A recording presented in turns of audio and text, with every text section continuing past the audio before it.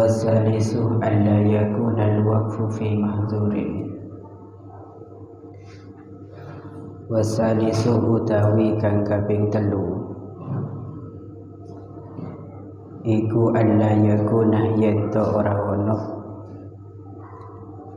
iku alla yakuna yen to ora ono apa al-waqfu waqaf iku fi mahzurin ing dalem barang kang den cegah iku fi mahzurin ing dalem barang kang den cegah bidhain kelawan nganggo dha musyalatin kang den dumuraken ilate musyalatin kang den dumuraken ilate oning ilat, apa ilat? Lidah. Bahasa Arab lidah apa? Lesan. Jadi lesan itu lidah, bukan mulut. Lesan itu bukan mulut. Kalau mulut itu famun. Makanya yang bahaya itu lesan, bukan mulut. Karena lesan itu tidak bertulang. Lidah itu tidak bertulang. Ai muharramin tegese barang kang den harumaken. Ai muharramin tegese barang kang den harumaken. Fala yasihu moko ora sah apa al-waqfu waqaf ala imarati kanisatin ing atase mbangun gereja. Ala imarati kanisatin ing atase mbangun gereja. Tujuane lit ta'abbudi krana ginawe ibadah. Lit ta'abbudi krana ginawe ibadah. Wa afhamah lan awe faham apa kalamul musannifi kalame ke musannif. Annahu ing sak temene kelakuan iku la yustaratu ora den syarataken fil waqfi ing dalem waqaf apa zuhuru qasdil qurbati pertelane nejo ibadah ngeparek apa zuhuru qasdil qurbati pertelane nejo ibadah ngeparek bal intifa'ul maksiyati balik den syarataken apa sepine maksiat bal intifa'ul maksiyati balik den syarataken apa sepine maksiat sawaun iku padha wujidah utawi yento den temu fil waqfi ing dalam waqaf apa zuhuru qasdil qurbati pertelane nejo ibadah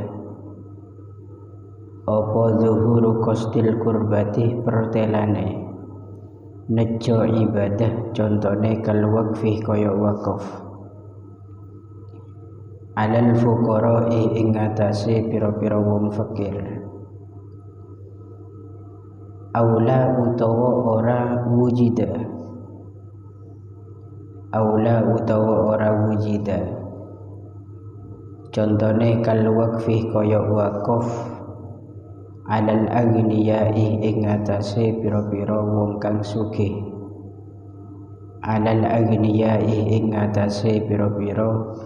wong kang sugih. Bismillahirrahmanirrahim. Wasalisu alla yakuna al-waqfu fi mahzurin. Syarat wakaf yang ketiga, di situ tidak boleh wakaf itu diarahkan kepada sesuatu yang diharamkan oleh syariat. Mahzur ini bizoin musyalah. Jabun ulama menggunakan uzuk yang musyalah itu lesan yang diarahkan ke arah langit-langit ini, ditinggikan. Uzuk ben kula tibi ini kata pakai fasih dalam bahasa Arab. Uzuk ilatnya uzuk dengan zal itu kan beda, jelas sih. Ini saya baca musyalah, yakni tidak boleh wakaf itu diarahkan pada sesuatu yang diharumkan. Contoh di sini seperti wakaf dengan tujuan untuk membangun sebuah gereja, itu tidak boleh. Jadi hukumnya tidak boleh, maksudnya haram, artinya batal. Hukum wakaf tersebut itu batal. Wa minal muharram, dahunah sebagian ulama, termasuk hal-hal yang juga diharamkan, yaitu kutubut Taurat wal Injil al-mubaddalaini gitu ya. Kitab Taurat dan kitab Injil yang sudah dirubah atau sudah dipindahkan, keduanya itu haram diwakafkan di zaman sekarang. Kenapa? Karena untuk kitab Taurat dan Injil versi aslinya di zaman sekarang itu sudah tidak ada. Semua kitab Taurat dan Injil sudah ditahrif oleh kelompok Nasrani dan oleh kelompok Yahudi gitu gitu. Tidak ada yang asli. Kalau kitab Taurat dan Injil yang asli mewakafkan itu semua, itu boleh. Untuk kitab yang sudah dipindah, keterangannya sudah disalin, sudah ditahrif, diganti, dibelokkan, itu diharamkan karena bukan tujuan kurbah, bukan tujuan ibadah mendekatkan diri kepada Allah. Justru kitab Injil yang sekarang itu menyesatkan, malah menjauhkan diri kita dari Gusti Allah, dari kebenaran, sehingga keduanya itu tidak diperbolehkan. Wa afhama kalamul musannif, perkataan ki musannif dalam hal ini itu memberikan kefahaman annahu la yushtaratu fil waqfi zuhuru qasdil qurbah, sehingga tidak disyaratkan dalam wakaf nampaknya tujuan ibadah, itu tidak disyaratkan. Tujuan ibadah dipandang secara zahir itu tidak disyaratkan harus nampak. Ini dalam wakaf. Akan tetapi yang disyaratkan di situ hanya intifaul maksiat, tidak ada unsur maksiat. Sawaun wujida fil waqfi dhuhuru qasdil qurbah, baik di sana dalam wakaf tidak ditemukan nampak atau tanda-tanda adanya kurbah, tujuan kurbah, seperti wakaf kepada agniya, orang-orang kaya. Kita wakaf kepada orang kaya, secara zahirnya itu kan tidak nampak ibadah, iya kan? Apa secara pandangan kita? Kita nolong, membantu orang kaya, wong dia sudah kaya, kita wakaf harta kepada orang kaya, itu tidak nampak ibadah.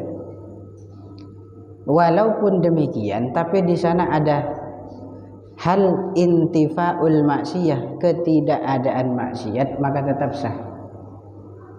Gitu ya. Atau di situ yang nampak kurbah, berarti nampak ibadah seperti wakaf kepada para fuqara, orang-orang fakir. Ini jelas nampak sekali. Kita wakaf kepada golongan mereka, orang-orang fakir, itu menunjukkan rasa ta'awun atau muawanah daripada kita, saling tolong menolong, membantu meringankan beban mereka. Terus di sini juga banyak penjelasan dalam bajurinya. Wa mislul kanisati sairuh muta'abbadatil kufar, di samping gereja itu masih banyak hal-hal lain yang dilarang oleh syariat untuk dijadikan objek dalam wakaf. Contohnya biat itu tempat peribadatan kaum Nasrani dan Yahudi. Bisa gereja, bisa tempat orang Yahudi apa nyaman?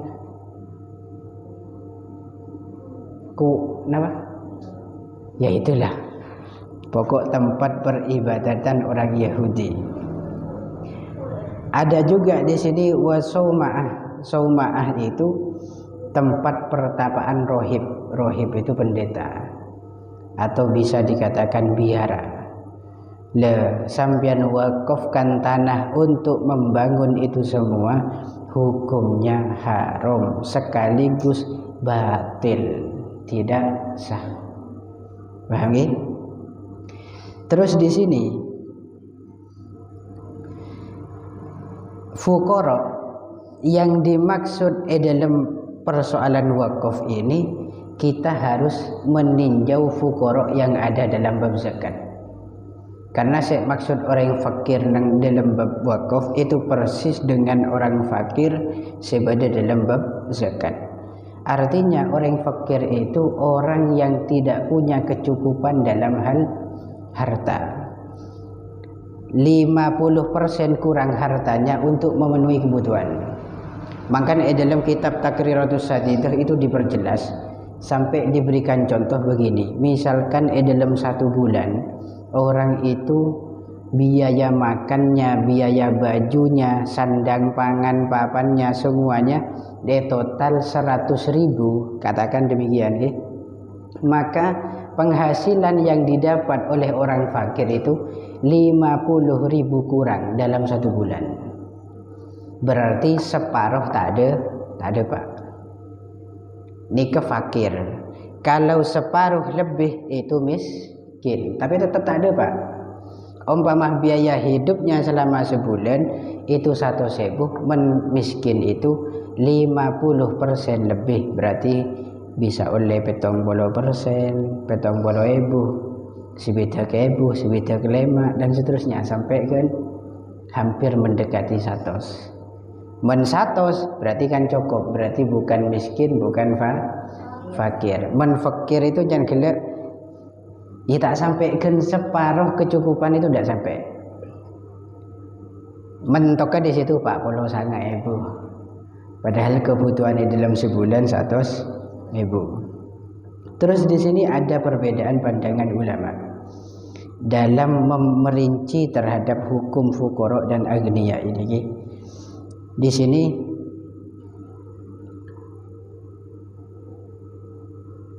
walau idda'a shakhsun annahu fakirun fil waqfi 'alal fuqara wa lam yu'raf lahu malun qubila bila yaminin gitu. Ketika ada orang yang mengaku-ngaku dirinya fakir, ngaku saya fakir dalam persoalan wakaf yang diarahkan kepada orang fakir. Contoh begini, saya mewakafkan tanah untuk semua orang-orang fakir.